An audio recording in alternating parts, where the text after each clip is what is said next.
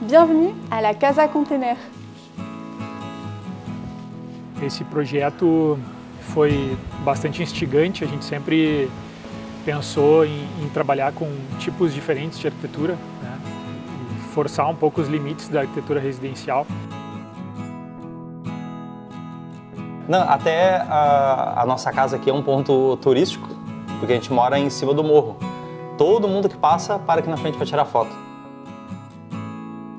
Vi algumas ideias de container e fui convencer ela, que era a parte mais difícil da obra. Convencei a esposa a concordar com a ideia.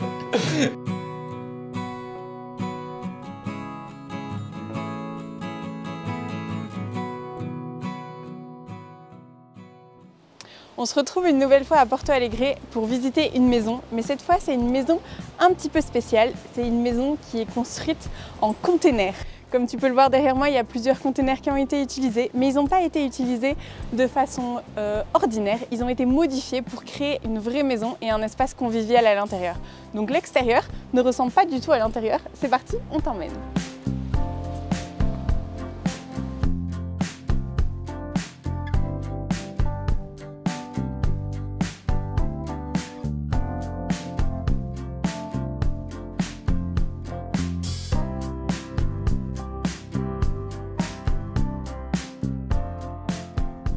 I'm Ivo Killing. I'm founder of the KS Arquitetos studio in Porto Alegre. Here we are looking to the container RD house. It's a house made of containers located in the Morro São Caetano neighborhood. It's closer to downtown, but it seems like a countryside neighborhood with a lot of trees and a lot of green, a lot of nice views because we are in a high place of the town. Alors même si à l'intérieur l'espace il a été modelé pour ressembler à une maison, le container est bien présent partout. À l'extérieur on le voit, même à l'intérieur des endroits où le mur reste le mur du container. Et il y a des éléments qui ont été utilisés et réemployés, comme cette porte. Regarde ça, je trouve ça magnifique. C'est une vraie porte de container qui a juste été un petit peu modifiée pour avoir une serrure que tu peux ouvrir, que tu peux utiliser tous les jours. Là, la porte de container a été coupée pour avoir une vitre, pour avoir une vue sur les gens qui arrivent.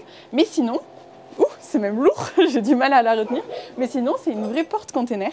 Et ça, je trouve ça assez intéressant d'avoir poussé le concept jusque dans ces petits détails. Qu'à l'extérieur, tu dois pousser la porte du container pour rentrer chez toi. Allez! Tu peux nous suivre pour voir comment ça donne à l'intérieur.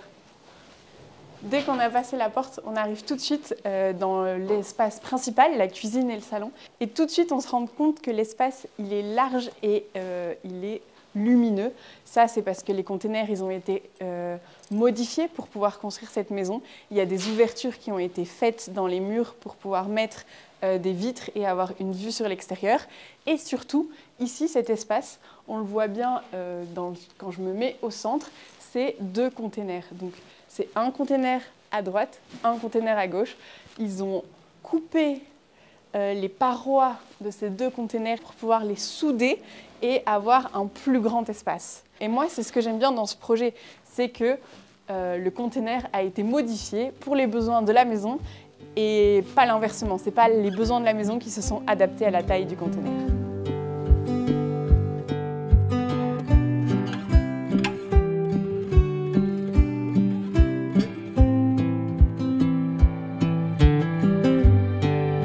When we were looking for a reference to design this house, we looked to a lot of images and pictures. And then one day I saw a ship in the ocean with a lot of piled disordered containers. Then we came with the idea of doing this in this project.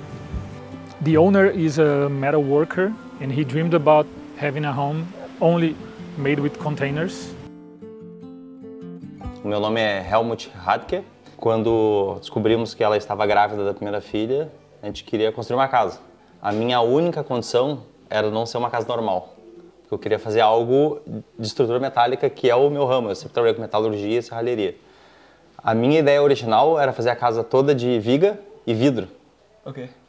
Minha esposa não gostou muito porque ela achou que a casa ia ser muito aberta. E daí eu comecei a pesquisar em outros lugares do mundo, que no Brasil tinha pouco questão de container.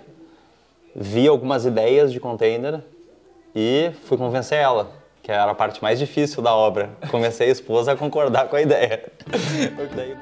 Pegar um processo contínuo, começa a obra, termina, tudo organizadinho desde o início. Então, no máximo 6 meses de obra, a casa estaria pronta, mobiliada. Muito rápido.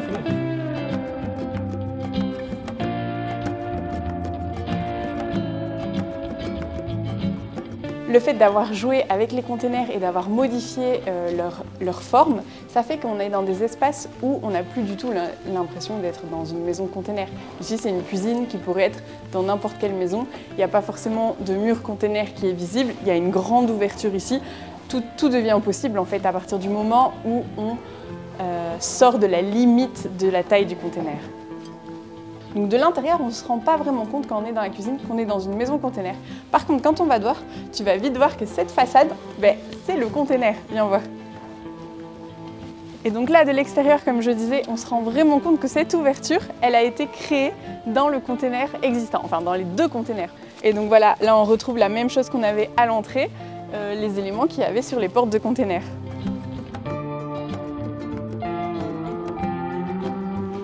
Here you can see the actual container walls that are not perfect because they were reused. At the sea they smashed against each other, and parts of the rooms you can see the container structure, and then other parts you see the finishes.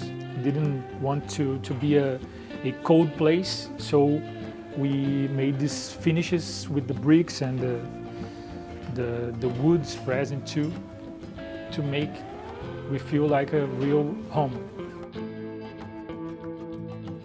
Les architectes ont vraiment joué avec la forme du container pour créer des espaces à l'intérieur mais aussi à l'extérieur. Comme par exemple ici, les portes sont ouvertes et en fait, ça crée l'espace du balcon.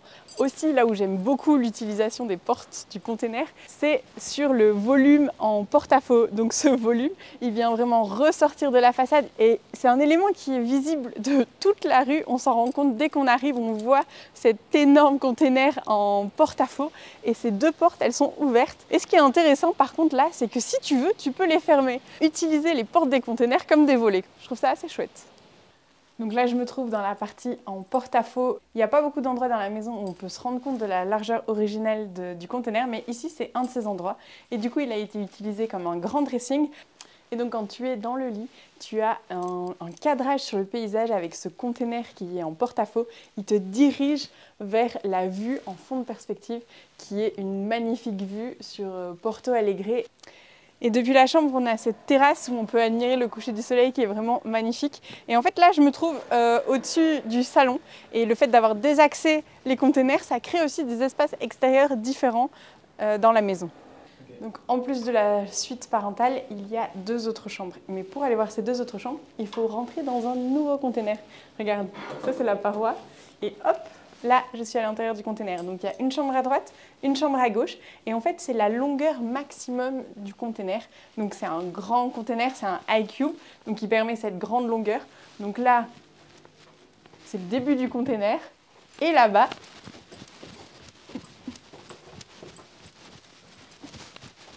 c'est la fin du container. C'est quand même un espace super long, super grand.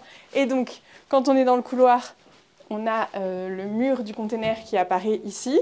Et dans l'autre partie, on a la salle de bain qui va rentrer dans cette largeur du container. Et pour agrandir les chambres, ils ont utilisé le même système que dans le salon et dans la cuisine. Ils sont venus coller un autre container. Donc là, on voit la colonne qui renforce la structure. Un container, une paroi, un autre container, une paroi. Et donc ces 2 parois, pouf, elles ont été enlevées, renforcées avec une structure métallique pour pouvoir ouvrir et avoir une chambre. Et dans la chambre là-bas, c'est exactement le même système. La seule paroi qui reste au milieu, c'est la paroi qui permet de faire le couloir. Ce porte-à-faux, il est quand même super impressionnant. Et ce qui est intéressant, c'est qu'ils ont complètement dérogé au système d'empilement des containers. Normalement, les containers, ils sont conçus, ils sont dessinés pour s'empiler les uns sur les autres. Et là, ils sont venus désaxer. Et c'est ça qui a été le plus compliqué à mettre en œuvre. Moi, je m'appelle Pedro Ranieri, je suis ingénieur chez KS Arquitectos.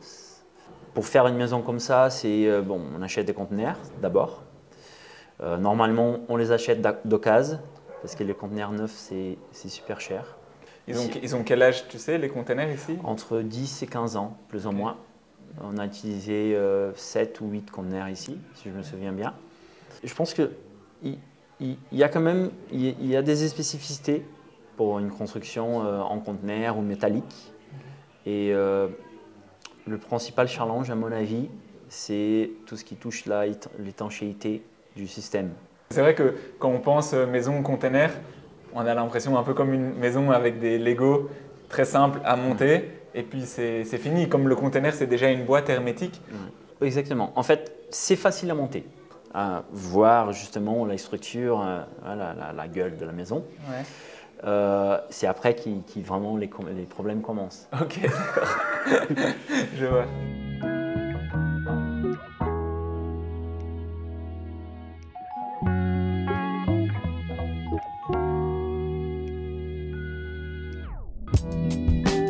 A nossa casa aqui é um ponto turístico, porque a gente mora em cima do morro. Todo mundo que passa para aqui na frente para tirar foto. La Casa Star. É até uma referência. Ah, onde é que tu mora? Ah, na casa de container. Ah, eu sei onde é a tua casa. Ah, sim? Sim, sim.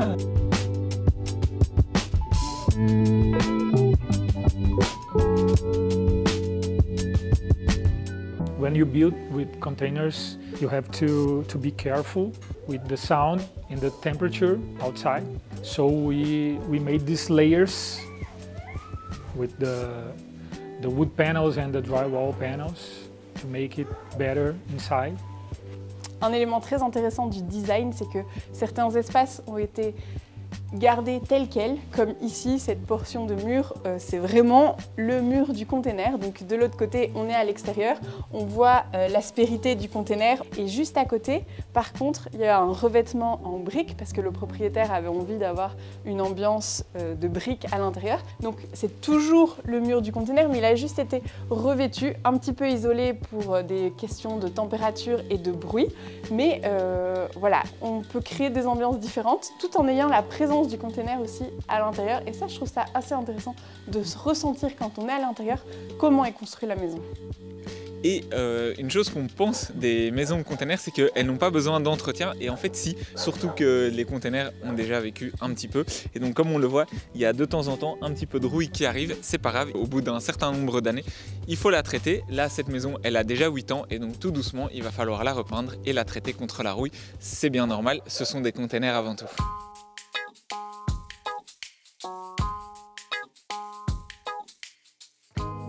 It's a very nice way of getting a smaller footprint.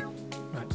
We saved a lot of material, less concrete, and less energy, even if it didn't cost cheaper than a regular house. We were very happy with the results, and the clients, I think they loved it too. Right, and it was a challenge because we didn't know how to build with container. We had to learn a lot to bring this result to life. It was the challenge that made this project look special for us, for the owners, for the clients, and for the city too. Yeah, to Porto Alegre, because we don't have a lot of houses like this here. Then I think that makes it special. On espère que cette vidéo t'a plu. En tout cas, nous on reprend la route. On va continuer d'explorer l'Amérique du Sud et te montrer plein de nouvelles architectures. Allez, ciao!